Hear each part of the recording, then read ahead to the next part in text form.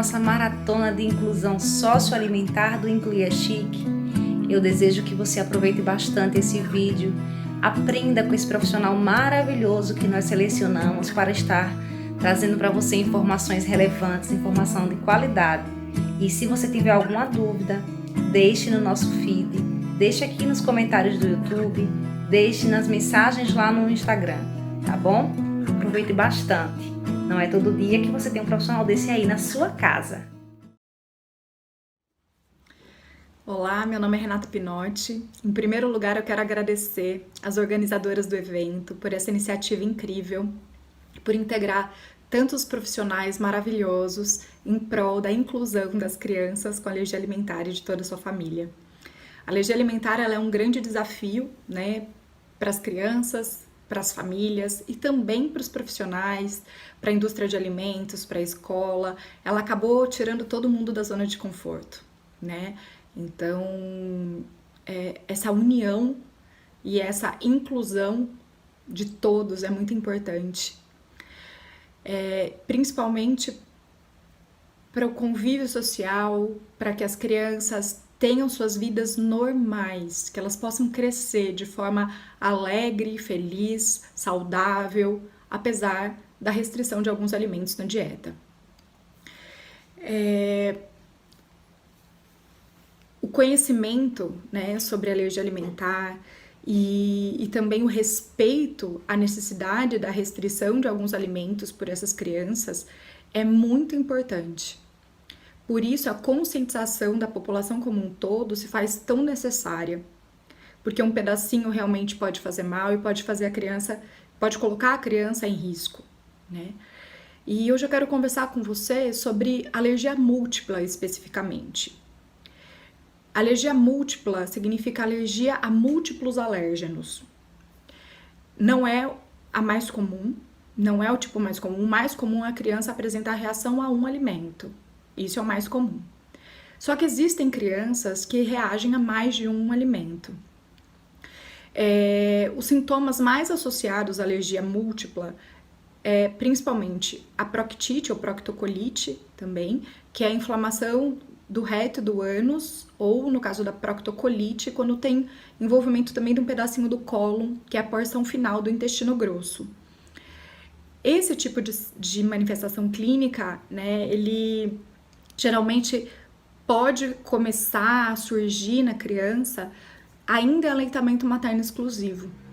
Então, algumas crianças apresentam como sintoma sangue nas fezes, né, aquelas raiazinhas de sangue nas fezes. Esse é um sintoma que pode estar associado à reação alérgica a mais de um alimento.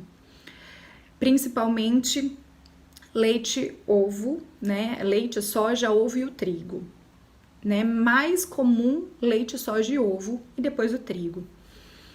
A dermatite atópica também é um sintoma que pode se manifestar, né, ainda com a criança em aleitamento materno, e os alimentos mais associados também são esses 4. Né? O ovo ele é muito associado à dermatite atópica, então quando a criança apresenta dermatite atópica de moderada a grave, o ovo é um dos primeiros alimentos que a gente pode suspeitar. Né? A esofagite eosinofílica já é um sintoma que tem seus sinais um pouco mais tardios com a criança, às vezes um pouco maior, e ele também está associado, né? Ela também está associada à reação a múltiplos alimentos, múltiplos alérgenos. A enteropatia, que é o acometimento da porção mais proximal, né, do intestino, pega principalmente a parte do intestino fino, que é o intestino delgado.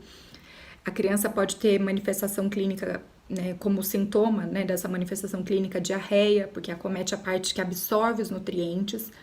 Ela geralmente é assintomática em aleitamento materno, né, mas algumas crianças podem apresentar esse tipo de sintoma e a gente tem que investigar. E ela pode também estar associada a mais de um alérgeno, né, e os mais comuns também são leite, soja, ovo e o trigo. Outro sintoma, outra manifestação que também pode estar associada a múltiplos alérgenos é a FPAS, que é a manifestação clínica mais grave dentre as não mediadas por IgE, né, que pode colocar a criança em risco de morte. E Os gatilhos mais associados à FPAS aguda, né, a FPAS de uma maneira geral, mas principalmente com esses sintomas agudos, é o leite, a soja, né, arroz, alguns cereais como arroz, aveia, algumas crianças também podem reagir a frango, né, que são alimentos que eram considerados até então os não alergênicos, né, então arroz, frango, e algumas crianças reagem. Existem outros alimentos também, né? A gente tem que investigar cada caso de forma bem particular e bem individual para poder ir delimitando, junto com a história clínica, né? E com o tipo de manifestação, quais são os alimentos mais associados. Mas qual é o maior problema da alergia múltipla? Como algumas dessas manifestações, principalmente a proctite, né? Ou proctocolite, e a dermatite atópica de moderada grave podem se manifestar em aleitamento materno exclusivo, é muito difícil a gente conseguir diagnosticar qual é o alérgeno, né? Por quê? Até a gente conseguir ajustar a dieta da mãe, explicar todos os alérgenos, todos os alimentos que contêm o alérgeno. Então, por exemplo, vou dar o exemplo da proctocolite. Tá, então a criança apresentou raia de sangue nas fezes. Então, a primeira suspeita, né? Existe uma suspeita importante de que seja alergia a leite de vaca. Não garante que é. Existem outras causas também. Mas entre as causas mais associadas à raia de sangue nas fezes, em bebê, em aleitamento materno exclusivo, né? É a alergia à proteína do leite de vaca. Então, vai ser a nossa primeira suspeita, antes de partir para qualquer investigação mais invasiva. Então, a gente retira da dieta da criança, no caso da mãe que amamenta, a gente vai retirar da dieta da mãe, né, os alimentos que contêm leite. Só que, até a gente conseguir explicar e passar toda a informação para essa mãe, até ela aprender tudo que tem leite, que não é só leite, leite, creme de leite, manteiga, iogurte, queijo, né? Também é um bolo preparado com leite, um bolo sem leite preparado numa assadeira que foi untado com manteiga, também não deve, né? Também não pode ser consumido. Então, tem que se atentar não só aos alimentos, mas ao modo de preparo dos alimentos. Então, legumes sauté geralmente é feito na manteiga, né? Então, às vezes a mãe tá fazendo a dieta direitinho. Ela saiu de casa, foi num restaurante e pediu um grelhado com legume. Não tem nada de leite aqui, mas geralmente o frango é feito na chapa que grelha queijo, né? E aí é um contato muito direto com o alimento que possui leite e pode ter contato cruzado e com isso ter as proteínas do leite ali. Os legumes geralmente são feitos na manteiga, então pode ter leite no legume, de forma que a família não sabia. Alguns embutidos contêm leite, como salame, né? Contém leite em pó na própria composição. Então, são uma série de detalhes que podem passar desapercebido, principalmente no início. Alguns alimentos, né, possuem um alérgeno de forma oculta e que não é de conhecimento comum. Por exemplo, um estabilizante à base de caseinato de cálcio que tem num chantilly vegetal. Então, né, checando as receitas, checando os alimentos que as mães consomem, por que as crianças não reagem. Esses foram alguns alimentos que eu fui identificando como justificativa da manutenção dos sintomas. Então, esse chantilly, por exemplo, ele tinha escrito na capa, na caixinha, né, bem na frente da embalagem, 100% vegetal. Se é 100% vegetal, não tem nenhum ingrediente de origem animal, então não tem leite, né? Só que esse estabilizante que tinha no ingrediente é a base de caseinato. Caseinato vem da caseína, que é a proteína do coalho, a proteína do leite, mais associada à alergia alimentar. Então, sim, ele tem uma proteína animal ali, mas não era de conhecimento dos próprios fabricantes que esse aditivo era a base de leite. Então, é muito difícil também para a indústria, também para todas as pessoas que trabalham com alimento, que preparam alimento, conhecer todos esses ingredientes. Então, é natural que hajam transgressões, né, acidentais, que não é intencional, não foi, né, tipo, a mãe não falou, eu vou comer só um pouquinho que não vai fazer mal. Não, não foi isso, ela tá fazendo a dieta bem certinha. Então, muitas vezes, o que se confunde com alergia múltipla são transgressões acidentais por desconhecimento mesmo, tá? Por erro de rotulagem, por exemplo, esse foi um erro. Não foi nenhum erro dos pais, foi um erro da rotulagem do produto que confundiu os pais. E pode confundir até os profissionais, né? Então, a gente precisa ter esse discernimento, porque o que acontece geralmente? Como esses sintomas, eles também são tardios, a criança demora para ter remissão. Então, um sangue nas fezes, ele é decorrente da inflamação e da ulceração da mucosa daquele tecido, né? Ali no reto, no ânus, né? Ou até no colo. Então, células inflamatórias foram produzidas em resposta a esse alérgeno pelo sistema imunológico. Elas foram até o órgão-alvo, inflamaram aquele tecido até ulcerar, até causar uma lesão, que sangrou.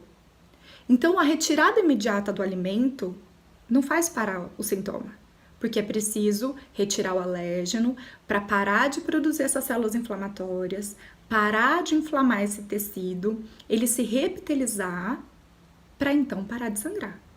Então, isso demora um tempo, que varia, né, de 2 a 4 semanas.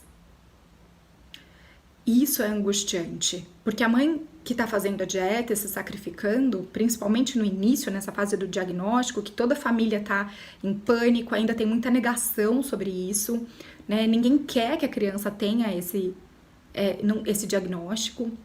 A mãe não queria estar fazendo essa dieta nesse momento, apesar de todo o amor e toda a disponibilidade para o bebê, e querer se esforçar para isso. Ela não queria estar comendo esse alimento. Às vezes ela estava morrendo de vontade, cansada, né? Não querendo cozinhar, morrendo de vontade de comer um outro alimento, de comer uma pizza, né? De comer um lanche. Então, isso tudo é muito difícil e torna esse momento ainda mais tenso.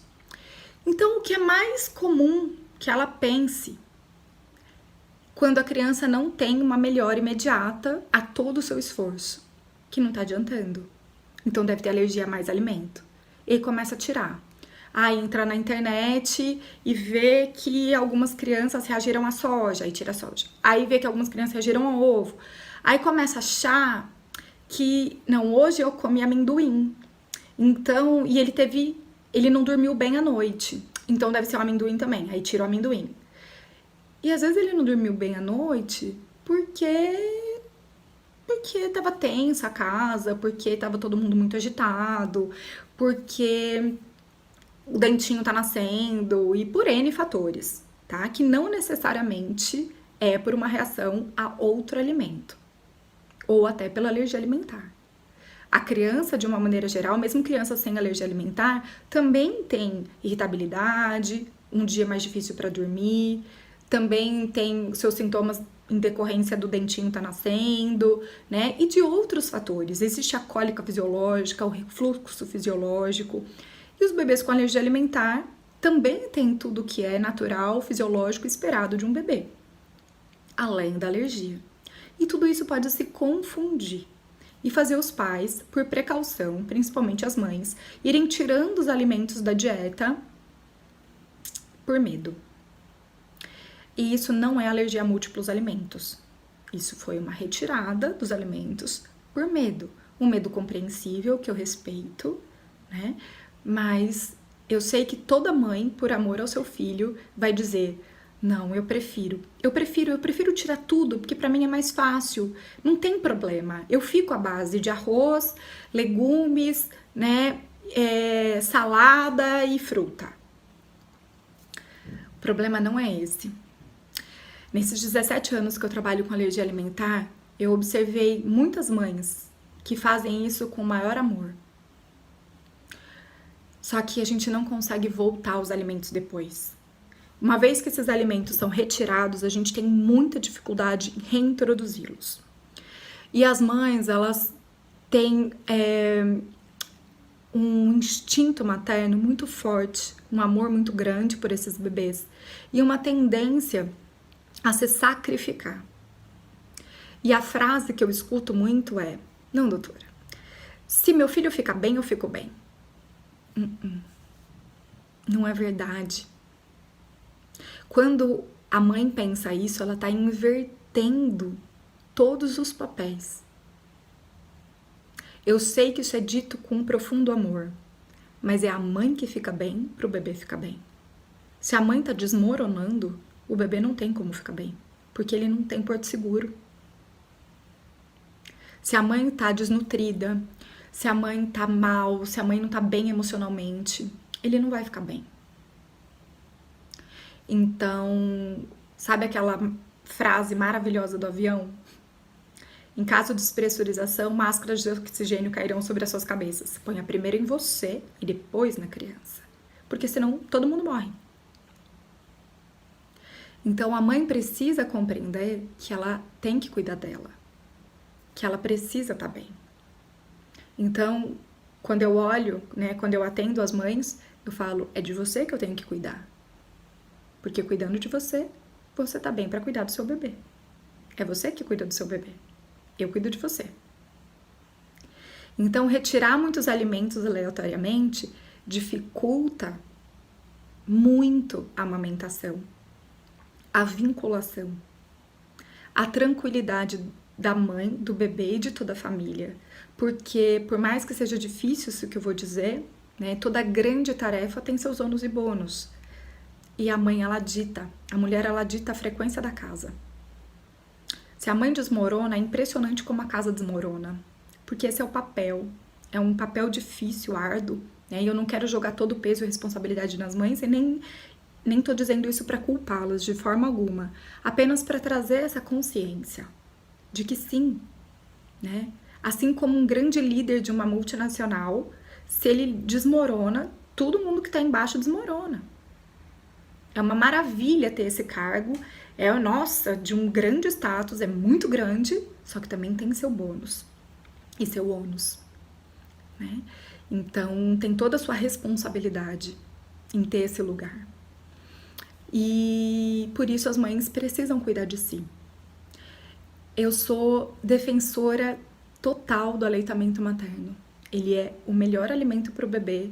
E o aleitamento materno, ele não garante apenas a nutrição, como também toda a vinculação, estruturação psíquica de segurança da criança, e é através de tudo que acontece na amamentação, do contato olho a olho, do contato pele a pele, da capacidade de sugar e tomar esse leite, da disponibilidade da mãe se doar para o bebê, que promove toda a construção interna da criança, de se relacionar, é a primeira forma que a gente se relaciona na vida. Então, é a base para todas as nossas relações. Então, a construção biopsicossocial da criança, ela é formada na amamentação.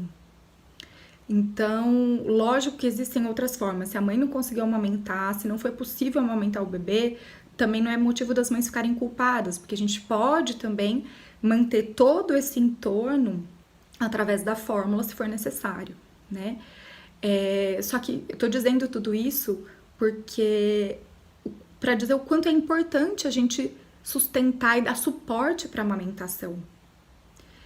Só que se a mãe vai tirando muitos alimentos por medo, isso fica mais difícil. Então, também faz parte dessa fase do diagnóstico a gente discernir o que é alergia múltipla, do que é a retirada excessiva de alimentos por confusão, por erro, na hora de escolher o alimento por conta de erros de rotulagem, de transgressão acidental. Então, assim, não é que ela reagiu ao amendoim, é porque ela ainda estava consumindo leite de forma equivocada. Então, a gente precisa ter todo esse cuidado para não tirar mais alimento do que realmente é necessário na dieta da mãe. Isso também se extrapola para a criança, no caso de crianças que já estão comendo, e que muitas vezes tem uma restrição excessiva de alimentos sem necessidade. né? Principalmente no caso de crianças com FPAS, a gente precisa tomar muito cuidado, porque como existe um medo muito grande, né, da criança ter um choque hipovolêmico, porque na FPAS aguda ela pode ter vômitos que podem levá-la, né, a uma queda de pressão, né, uma hipotermia, hipotensão que pode levar a choque. Então as famílias ficam muito assustadas e têm muito medo de reintroduzir e às vezes vão tirando muitos alimentos. E que geralmente não é necessário, tá? Tirar 30 alimentos da dieta da criança geralmente tem mais medo do que realmente reatividade clínica. Então esses passos eles precisam ser dados, porque eles não significam só a reintrodução do alimento em si na dieta da criança, mas são passos em direção à vida. É sair um pouco mais do lugar de medo e atravessar esse limiar em direção à vida mesmo, tanto da criança como de toda a sua família. Outra confusão que tem muito grande com relação ao diagnóstico de alergia a múltiplas proteínas é chamar de alergia múltipla o que é uma reação por reatividade cruzada. Por exemplo, a criança que reage a leite também vai reagir a leite de outros mamíferos como cabra, ovelha e búfala, né? Porque as proteínas são muito similares. Então a dieta precisa ser restrita em leite de vaca, de ovelha, de búfala. Isso não significa alergia múltipla. Alergia é a proteína do leite. Reage a outros alimentos por reatividade cruzada, porque as proteínas são similares e o corpo entende que é a mesma proteína e tem a mesma reação a ela. Mas isso não é uma alergia múltipla, tá? Então, às vezes isso pode acontecer com algumas frutas. Não é comum alergia à fruta, né? Mas isso pode acontecer em alguns casos, principalmente na dermatite atópica. Existem crianças que reagem à fruta. Então, a gente precisa, né, ir discernindo os sintomas.